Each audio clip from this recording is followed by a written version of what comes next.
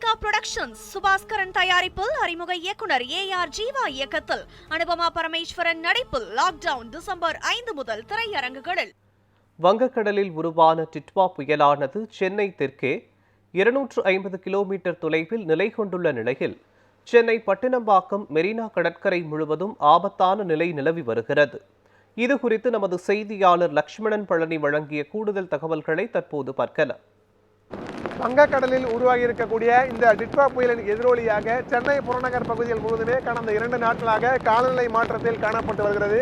அந்த வகையில் சென்னை தென்கிழக்கே பார்த்தோம் என்றால் இந்த டிட்வா புயலானது 250 கிலோமீட்டர் நிலை கொண்டுள்ளதாலும் சென்னை புறநகர் பகுதியில் மற்றும் கடலோர பகுதிகள் முழுவதுமே இந்த காலநிலை மாற்றமானது தீவிரமாக காணப்படுகிறது. குறிப்பாக நம்ம இருக்கக்கூடிய காட்சியானது சென்னை பட்டினப்பாக்கம் கடற்கரையில் தான் நாம் நின்று கொண்டிருக்கிறோம்.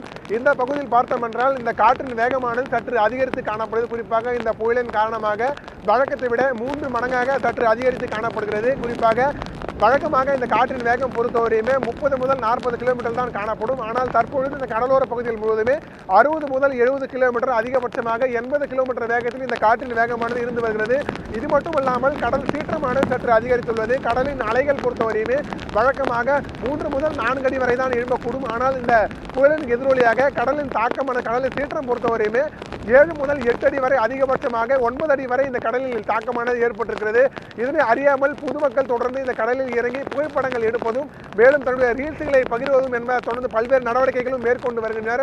இது மட்டுமல்லாமல் இந்த பகுதியில் பாதுகாப்பு பணிக்காக எந்த ஒரு காவல்துறையினருமே, இது மட்டுமல்லாமல் காவல்துறையினர் மட்டுமல்லாமல் இந்த கடலோர காவல்படையினர் பொதுமக்களுக்கு எந்த ஒரு பாதிப்பு ஏற்படக்கூடாது என ஒரு பாதுகாப்பு பணியில் கூட இல்லை. ஆனால் இந்த பகுதி முழுவதுமே எந்த ஒரு காவல்துறையினர் இல்லாமல் தொடர்ந்து பொதுமக்கள் பல்வேறு அச்சங்களை மீறி தொடர்ந்து இந்த கடற்கரைக்குள் இறங்கி புகைப்படம் எடுக்கும் நடவடிக்கைகளும் மேற்கொண்டு வருகின்றனர். இது மட்டுமல்லாமல் காற்றின் வேகமானது அதிகரிக்கக்கூடும் என வானிலை ஆய்வு மையம் தெரிவித்திருக்கக்கூடிய நிலையில் எந்த ஒரு பாதிப்புமே உணராமல் பொதுமக்கள் தன்னுடைய குழந்தைகளோடு குடும்பங்களோடு தன்னுடைய புகைப்படங்களை எடுத்து வருகின்றனர். இந்த பகுதியில் மட்டுமே காற்றின் வேகமானது அடுத்தடுத்த நாட்களுக்கு இன்னும் அதிகரிக்கக்கூடும் என வானிலை ஆய்வு மையம் தெரிவித்திருக்கக்கூடிய நிலையில், ஆனால் எந்த ஒரு பயங்கள் அச்சங்கள் இல்லாமல் பொதுமக்கள் தன்னுடைய பொழுதுபோக்கை தன்னுடைய இந்த கடற்கரையில் கழித்து வருகின்றனர். குறிப்பாக இந்த டிட்வா புயலானது சென்னைக்கு அருகே பார்த்தோம் என்றால் தென்கிழக்கு பகுதியில் 250 கிலோமீட்டர் நிலை கொண்டிருக்கிறது. இது மட்டுமல்லாமல் இந்த காரைக்கால் மேலும் வேதாரண்யம் பகுதிகளில் 80 முதல் 100 கிலோமீட்டரும், புதுச்சேரி பகுதிகளுக்கு 80 கிலோமீட்டர் தொலைவில் நிலை கொண்டிருப்பதாலும் தொடர்ந்து பார்த்தோம் என்றால் இந்த வெளி மாநிலங்களில் இருக்கக்கூடிய பகுதிகள் முழுவதுமே இந்த மழையின் தாக்கமான சற்று அதிகரித்து தான் காணப்படுகிறது.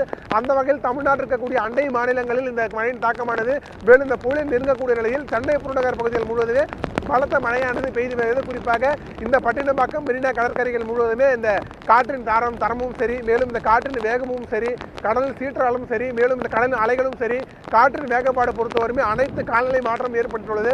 இதை அறிந்து உடனடியாக இந்த பகுதியில் காவல்துறையினர் மற்றும் இந்த கடலோர காவல்படையினர் பொதுமக்களுக்கு பாதிப்பை ஏற்படுத்தக்கூடிய வகையில் எதுவும் இருக்கக்கூடாது எனவும் அவர்களுக்கு இந்த பாதுகாப்பு நடவடிக்கையை மேற்கொள்ள வேண்டும் என இங்கு இருக்கக்கூடிய மீனவர்கள் மற்றும் பொதுமக்களின் கோரிக்கையாகவும் இருக்கிறது. நியூஸ் 7 தமிழ் செய்திகளுக்காக ஒதிப்பதிவாளர் விக்ரமுடன் செய்தியாளர் லக்ஷ்மணன் பழனி, சென்னை.